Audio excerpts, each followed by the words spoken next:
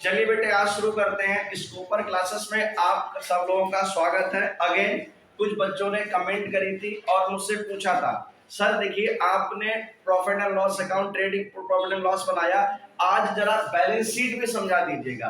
फिर इसके बाद मैं एक और क्वेश्चन कराऊंगा जो फुल फ्लेज क्वेश्चन होगा, जिसमें मैं ट्रेडिंग, पी&एल, बैलेंस शीट तीनों एक साथ बनाऊंगा, प्लस एडिशनल क्वेश्चन भी लूंगा फाइनल अकाउंट के। वो हमारी फाइनल क्लास होगी फाइनल अकाउंट की, ये सुन लीजिएगा।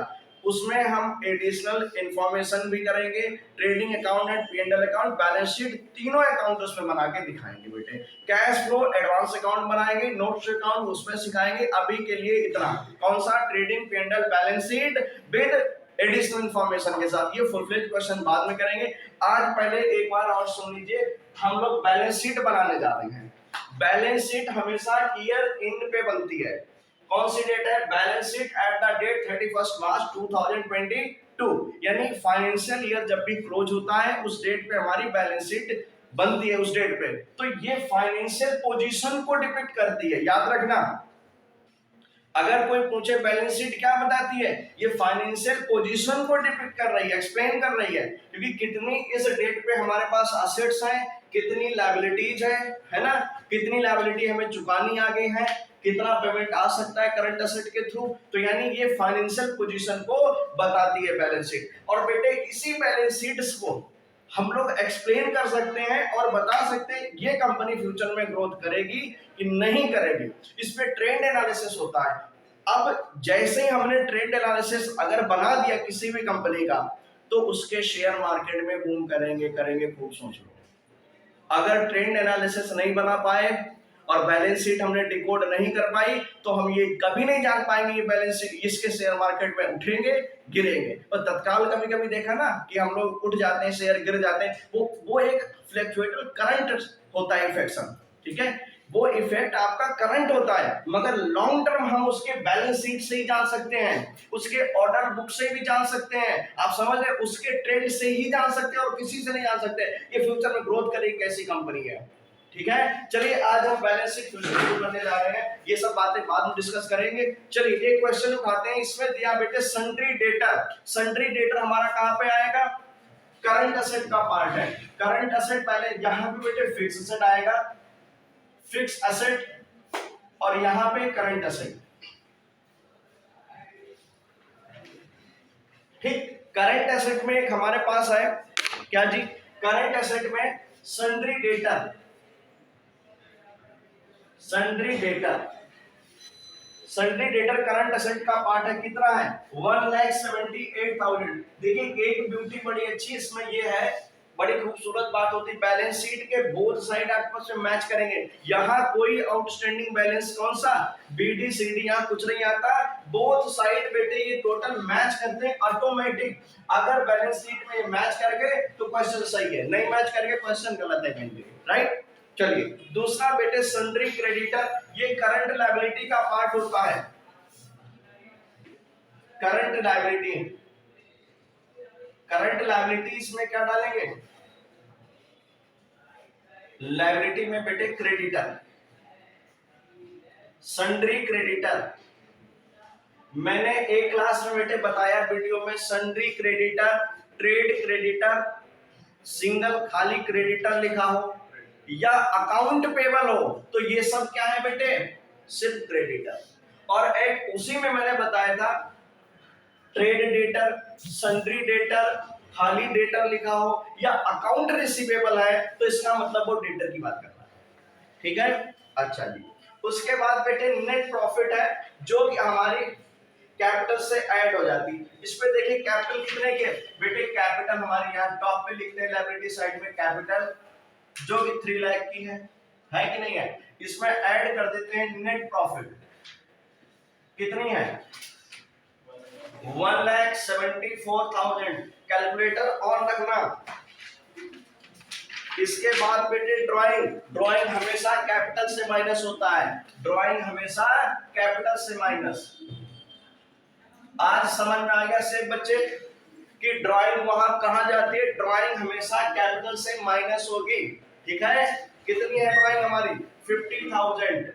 ये बताओ कितना हो गया हमारा? पक्का? 4 लाख, अच्छा 4,24,000। बेटे ये 3 लाख में 174 हमने ऐड किया कि नेट प्रॉफिट है, ड्राइंग माइनस किया, इतना आ गया। इसके बाद बेटे लोन, ये हमारी क्या है, नॉन करंट लायबिलिटी यानी कि लॉन्ग टर्म लायबिलिटी। अगर हम बात करते हैं बेटे नॉन करंट लायबिलिटी, तो नॉन करंट लायबिलिटी में ये बेटे बैंक लोन है। कितना है बैंक लोन? 50,000। ठीक। उसके बाद देखते हैं बेटे बैंक ओवरड्राफ्ट, ये हमारी करंट लायबिलिटी होती है। बैंक लोन देखिए लॉन्ग टर्म नेचर का है, इसलिए नॉन करंट लायबिलिटी का मतलब जो करंट नहीं हो यानी कि लॉन्ग टर्म लायबिलिटी। तो लॉन्ग टर्म लायबिलिटी में बैंक लोन आता है, बैंक ओवरड्राफ्ट करंट लायबिलिटी में आता है। बैंक ओवरड्राफ्ट बेटे फर्स्ट क्लास में हमने ये बता दिया था, देखिए पेमेंट विद इन 12 मंथ यानी those liability which are payment या paid within 12 month, that is called of current liability. ठीक है, ऐसी लायबिलिटी जिनका पेमेंट विद इन 12 मंथ करा जाए वो करंट लायबिलिटी, जिनका पेमेंट बियॉन्ड 12 मंथ करा जाए वो आपकी long term liability. Those asset which are realised in cash within 12 month, that is current asset, है ना। ऐसी एसेट जो 12 महीने के अंदर रियलाइज या रियलाइजेबल हो जाए उन्हें हम क्या कहते हैं, करंट एसेट कहते हैं। ठीक है बेटे, फिक्स एसेट के बारे में बताया था, ऐसी things those things which are used in business and life more than one accounting period, यानी ऐसी एसेट्स जो बिजनेस में यूज हो रही हो और लाइफ उनकी 1 साल से ज्यादा हो, and to support generate revenue. तीसरा क्या पॉइंट था कि रेवेन्यू जनरेट करने और सपोर्ट करें, ऐसी एसेट को हम क्या कहते हैं, फिक्स एसेट। ठीक है, अच्छा ठीक है, आगे बढ़ते हैं बेटे। बिल्डिंग हमारी फिक्स एसेट है ना? Yes sir. क्वेश्चन बेटे पूछते रहना जहां डाउट लगे। ठीक, बिल्डिंग कितना है? 1,97,000। बिल्डिंग के बाद फर्नीचर कितना है आपका? 23,400। ठीक है, फर्नीचर हो गया। उसके बाद बेटे क्लोजिंग स्टॉक हमारी करंट एसेट, क्लोजिंग स्टॉक कितना है? 2,06,000।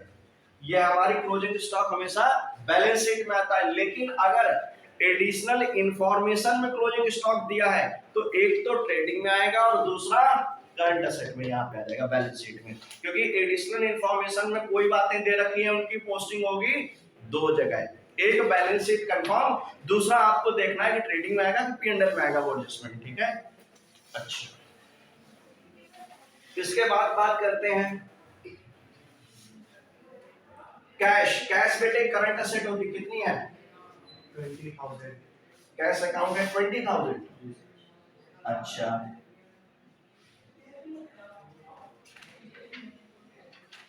हाँ जी। इसके बाद कैश के बाद बिल्स पेबल बेटे लायबिलिटी अगेन बिल्स पेबल, हाँ जी करंट लायबिलिटी। बिल्स पेबल कितनी है? 20,000। ये भी इधर हमने अमाउंट भूल गए, फिर से लिख रहे हैं। बिल्स पेबल हमारा 20,000। सन्ड्री क्रेडिटर कितना था? 133,000 नहीं लिख रहे। ओवरड्राफ्ट कितना था?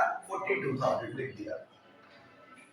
अच्छा, इसके बाद बात करते हैं बेटे गुडविल। इनटेंजिबल फिक्स एसेट यानी ऐसी एसेट जिन्हें हम टच नहीं कर सकते, we can not see, we can not touch, that is called off, business में यूज हो रही हैं। ठीक है, तो ऐसी एसेट को हम इनटेंजिबल फिक्स एसेट कहते हैं। ये सब टेंजिबल फिक्स एसेट है, इनको देख सकते हैं, टच कर सकते हैं, उनको नहीं, उनको ओनली फील कर सकते हैं, दैट इज कॉल्ड ऑफ। उसमें गुडविल बेटे, गुडविल कितना? 40,000। बिल्स रिसीवेबल बेटे, बिल्स रिसीवेबल कितना? 10,000। अब जरा देखो ये साइड का टोटल, ये साइड ऑटोमेटिक बेटे मैच करेगा। ठीक है, देखिए कितना आया, देखिए मैच करके बताइए।